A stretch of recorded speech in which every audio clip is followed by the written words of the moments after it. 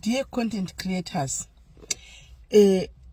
honai kana wakauya pasocial media uchiti ndiri kuuya kuzotsvaga mari andika iside hustle yako kana kuti kudini tsvaga mari.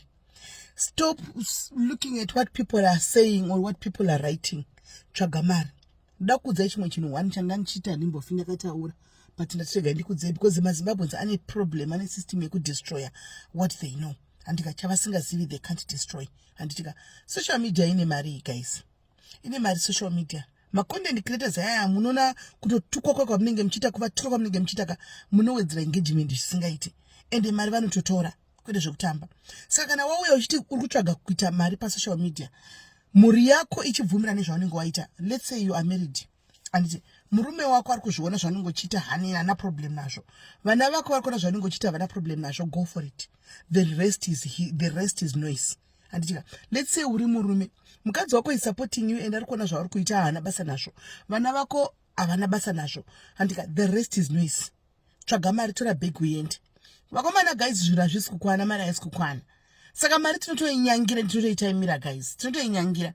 Saka mugare makaziva kuti pepe pamunenge muchienda pamacomments vanhu muchiti muri kuenda unotuka kana kuti muri kuti izvi hazvidi munhu mukuru, he mazonyanya mazodini. Ini ndikutotora bag, keep on bringing those comments. Bag ndinenge ndichitotora ende handisi kutombomira, handiti maona. So guys, ndoda kukuudzai macontent creators, tine zvakasiyana-siyana zviri patiri zvaunogona kuita. Macontent creators, upcoming content creators, Zimbabwe I heard kuti yavhurirwa. Andika ndichatsvaga nhasi kuti zvechokwadi yavhurirwa here monetization. I think it's better than kuti vanhu vaswere vakagara pamabridge vatsvaga mutoriro. Zvitori nani kuti kana yavhurwa vachiswera vachicreata content andika vachiuya pasocial media tichaona zvakawanda.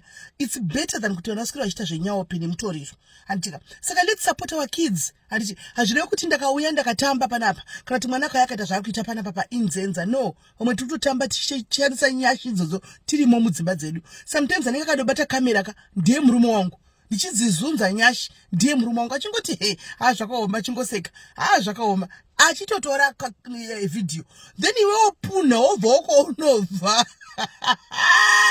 uye woti kwanzi hazvisi kuitirani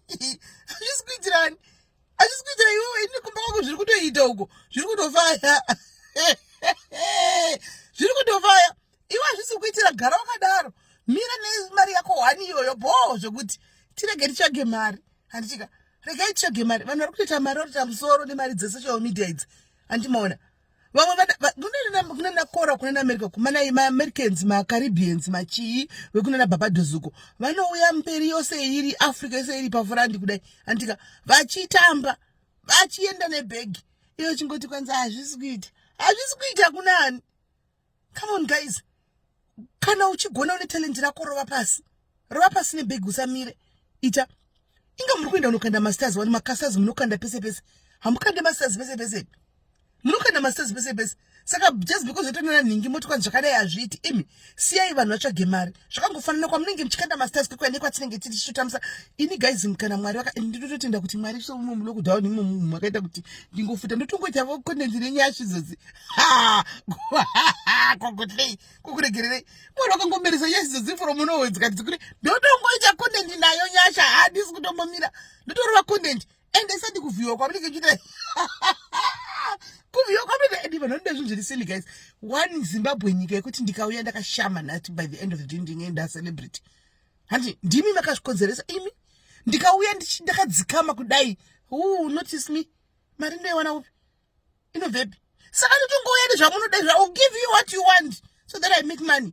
So content creators, go for it. Torai bhegi, musatombomira. Toda kuona zvidavado zvakasiyana pasocial media. Itai zvidavado, tora bhegi United ndoitoripo ende bhegi riripo zvechokwadi, musanyeperwe. One day tikafarisa tichakanda zvedu mapesi paya kuti munyatso kuona. Fambai nendima imi.